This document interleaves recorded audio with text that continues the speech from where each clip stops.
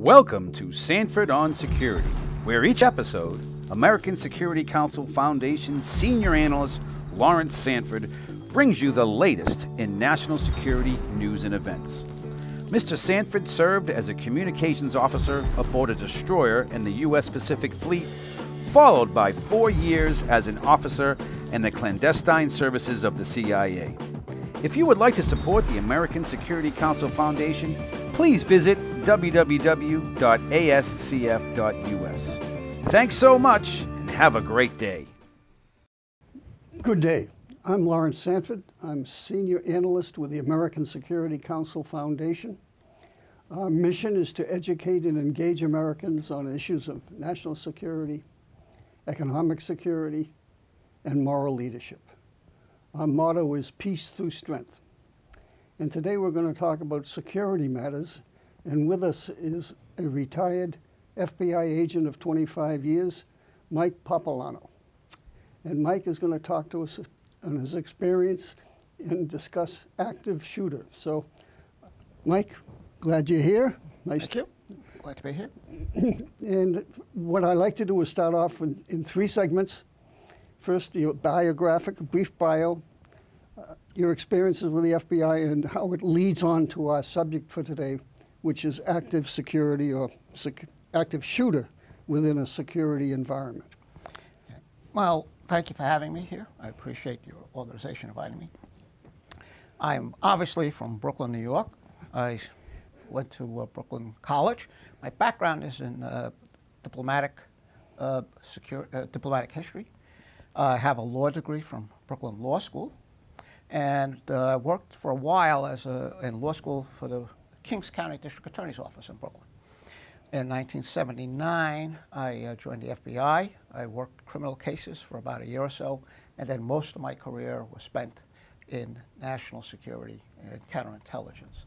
I served in New York, I served at FBI HQ, I served in Honolulu, and I served in Miami office, where I retired in 2004. I then subsequently went to Colorado Springs, and I was the security supervisor for the Pikes Peak Library District. And it's in that capacity that I became interested, or I was brought into the fact of researching and developing some ideas about active shooters. And I can say that basically I am not an expert from the Bureau on it, so I'm not speaking on behalf of the Bureau. I'm not speaking on behalf of the library. I'm not speaking on behalf of the Kings County District Attorney's Office. Any opinions or any conclusions drawn are basically my own. Okay. So how does that lead to the active shooter, why you got involved in Colorado with the active shooter aspect? In 2007, there was a mega church in Colorado Springs. It's still there. And one of the parishioners engaged in an active shooter incident. I think 3 people were killed, unfortunately, and until armed security was able to neutralize the shooter. The Colorado Springs Police Department, which is a very good police department, came to banks and hospitals and libraries, anywhere that people would congregate for business.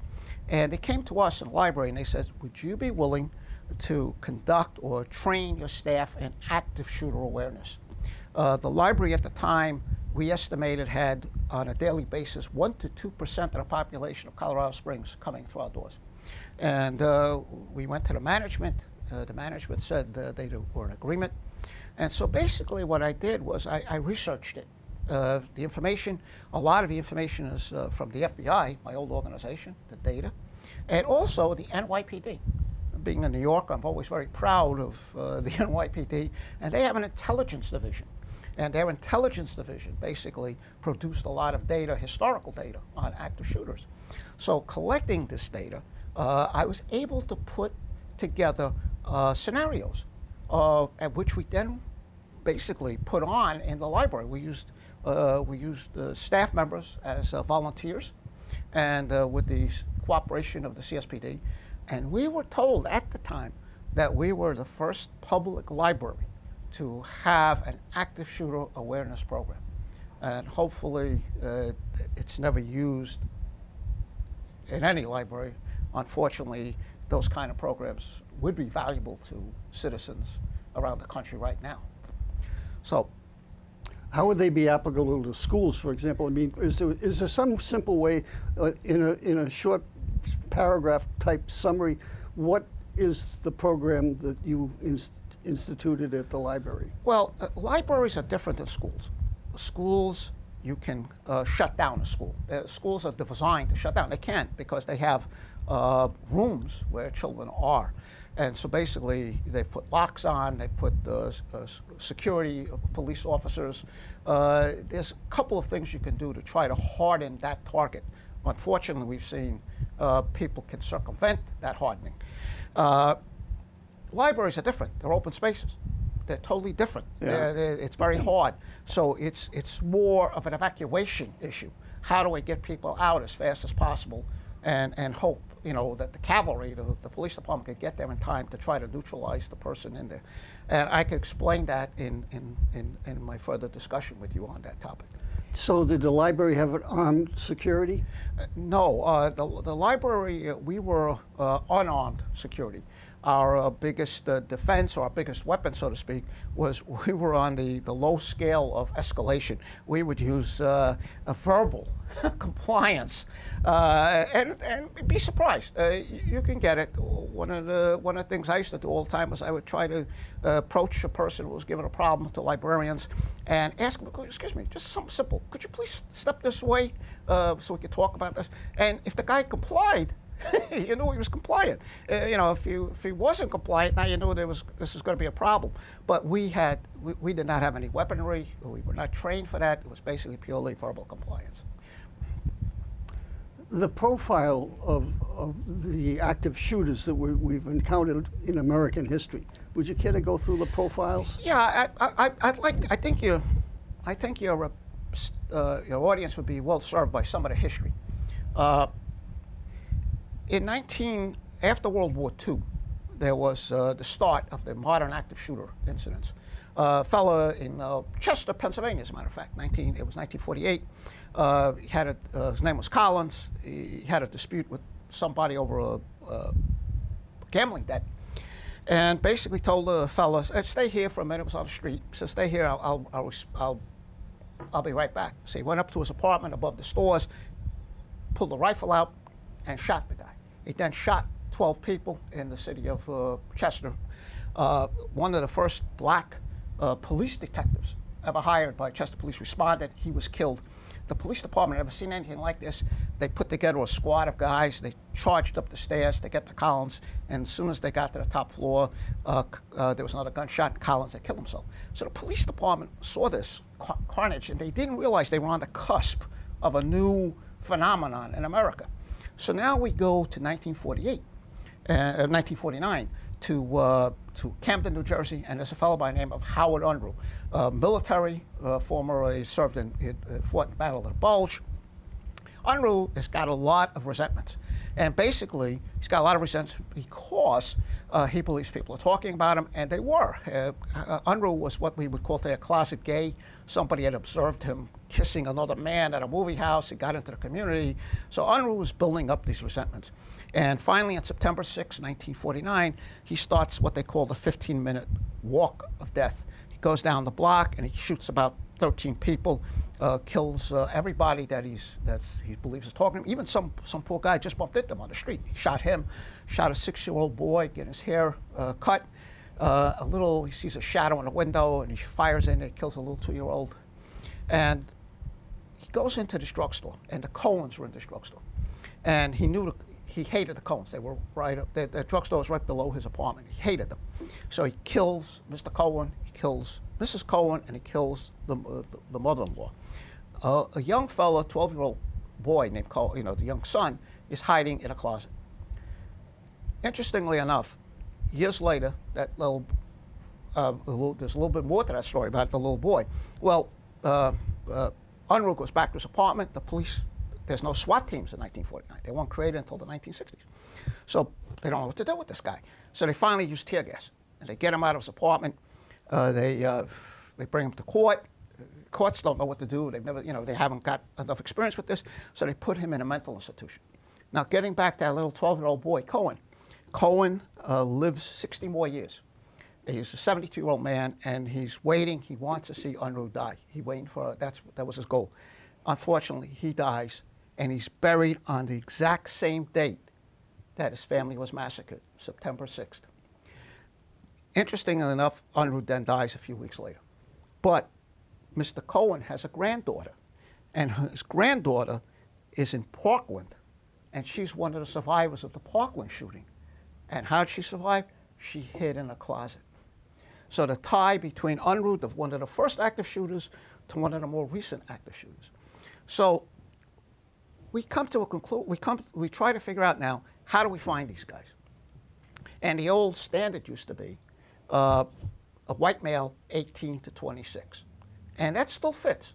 There's a lot. But we have seen, just even recently, we've seen African-American active shooters, Tulsa. We've seen Asian American active shooters, Laguna Beach, California.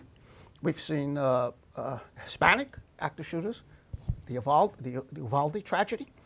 And so basically, also, if you look at their age brackets, you know, you got two 18-year-olds, you have a 68-year-old Asian male, you have a 45-year-old African-American.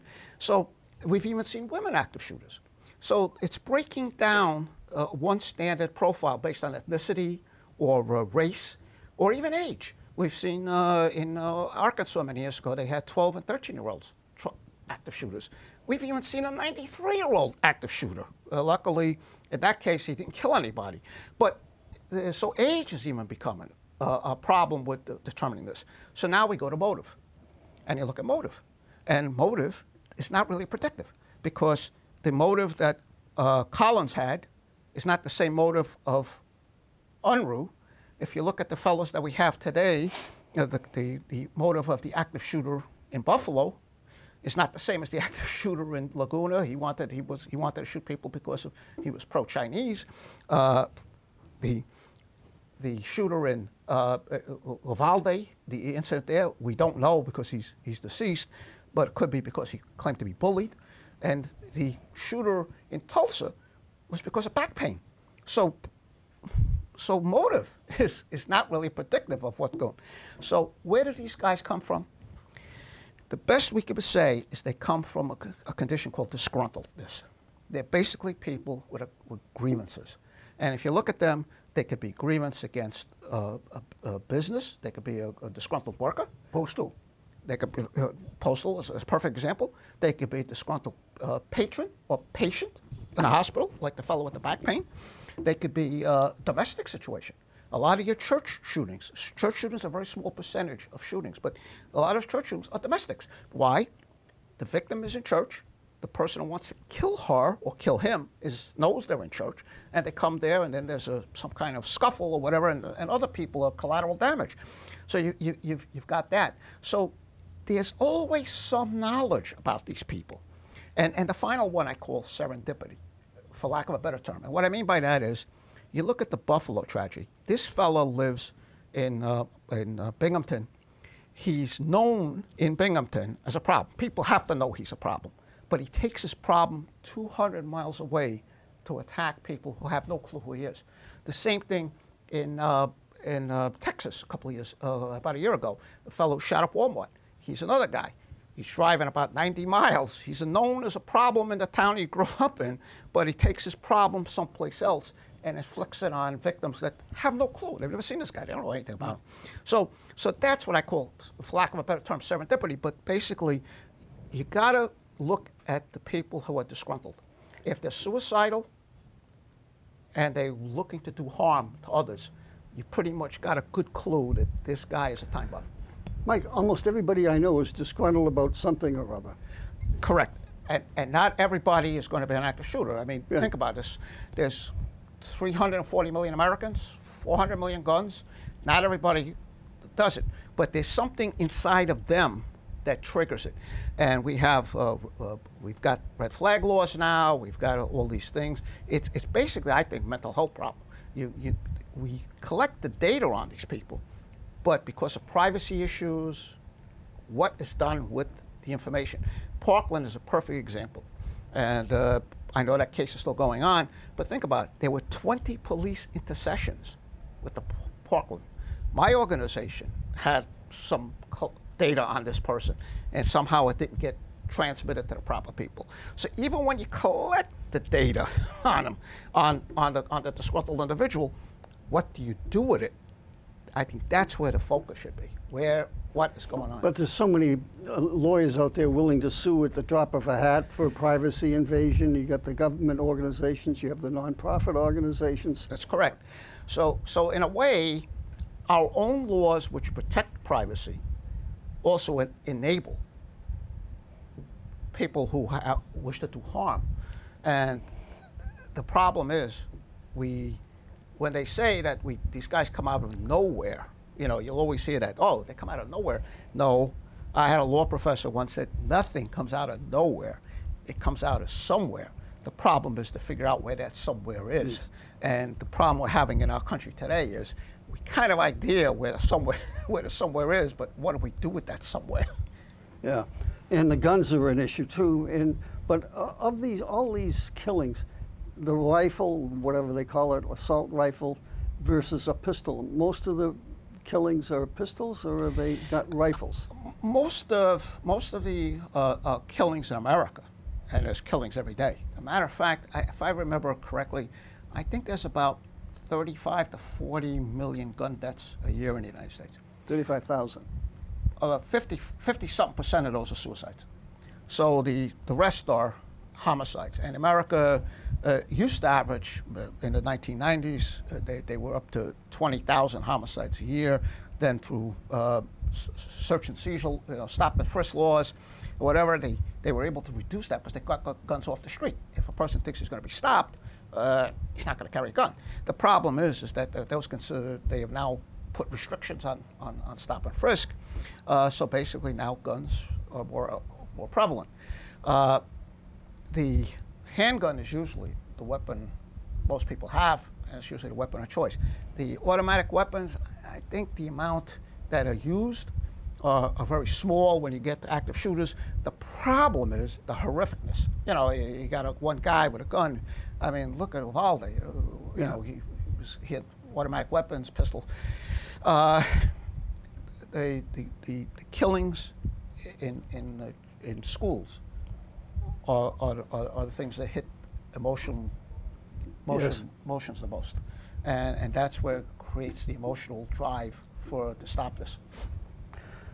But then again, if you take the guns away, they'll find other ways of killing. And there's an example back in Michigan. Yeah, now that we're talking about schools, in 1927, May of 1927, Michigan is the greatest mass murder of children ever, Bath, Michigan.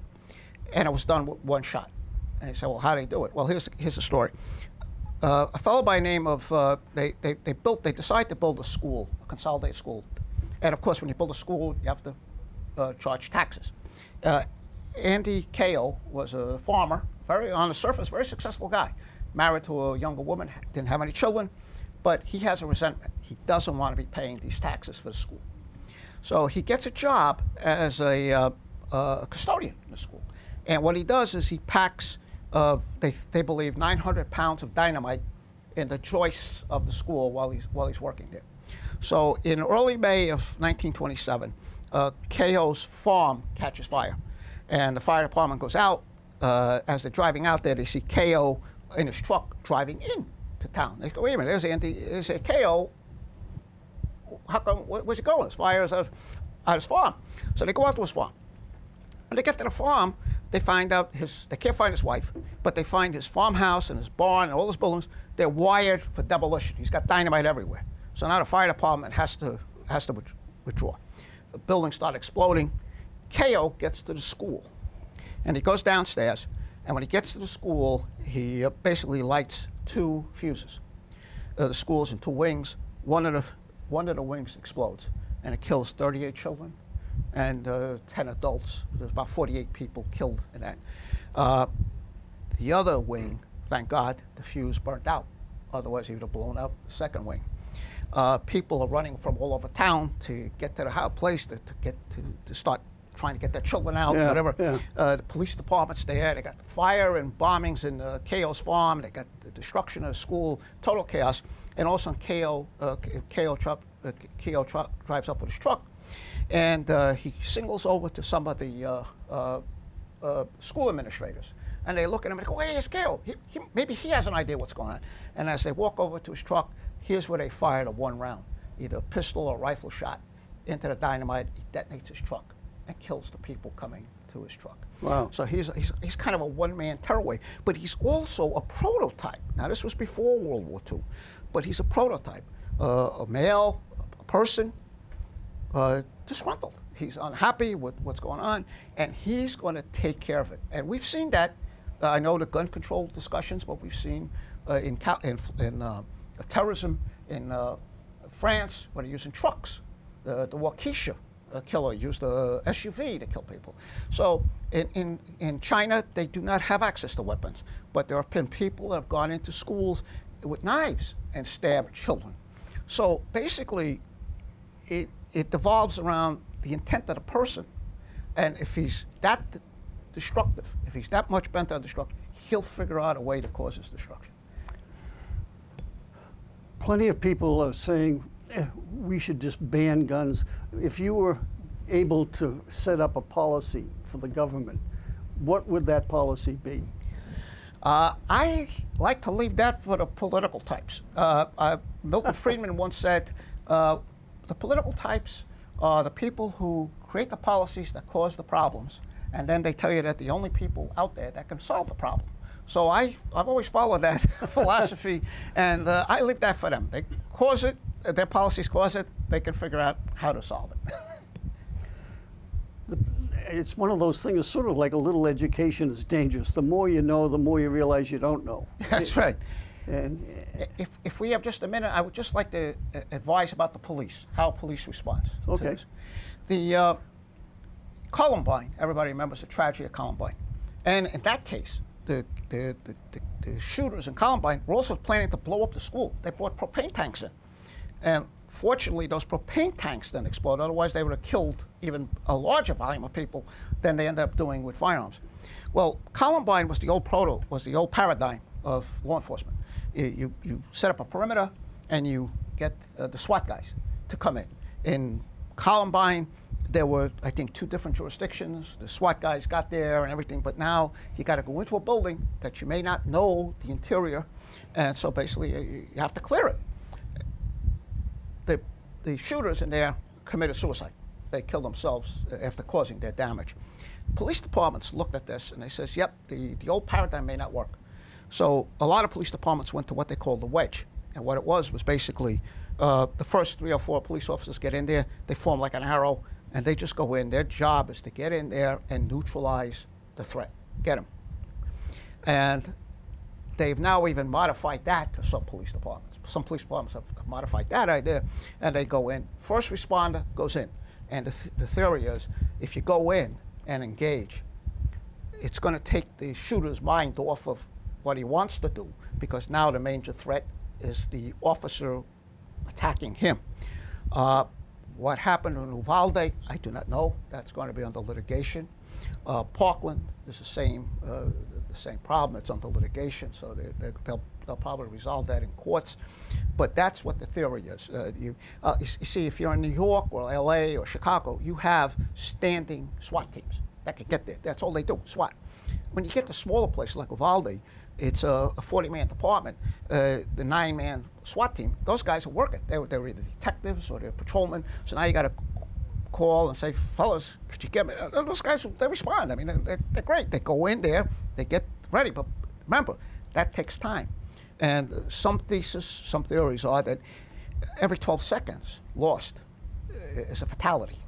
So the longer that clock is ticking, the bad guy, shooter, has a chance to cause damage. So you want to get in there as fast as possible. And there was a case, I can't remember the city, Kansas City, a couple of years ago, active shooter, police got in there within 1 minute. Police were outside, just happened to be outside. They get in there in 1 minute, and there were already 3 or 4 fatalities. You can't get any faster than that. Yeah. So timing, speed is of the essence. Should they arm school teachers? I don't know if that's the correct thing. Yeah. I think now you're adding more weapons with people who may not be comfortable operating them. Yeah. That's not the way. That's pretty much the way I feel, too. Yeah, I think professionals, police officers, military types, military police, those guys, they've been around weaponry, and they could do it. And you can harden schools to make sure that there's only one entrance, just like Uvalde had that back door. I'm not sure how that happened either. Well, now they're saying that it wasn't left open. I know when I was in the library, sometimes the librarians would leave it open, Yeah. or we'd have a guy floating around, and we'd have to go over. What do you do? So it's human nature. Yeah. You know. Yeah. So, well, it's a subject that's certainly germane to today's world, and based on what we've talked about, I'm not so sure it's going to go away real soon either. So it's an issue that will be discussed. I appreciate you discussing it with us. I appreciate you having us. And thank you very much. And I would also say to listeners and viewers that I've really enjoyed this session, and certainly keep American Security Council Foundation on your agenda to look at us at www.ascf.us. All donations are welcome. Thank you very much.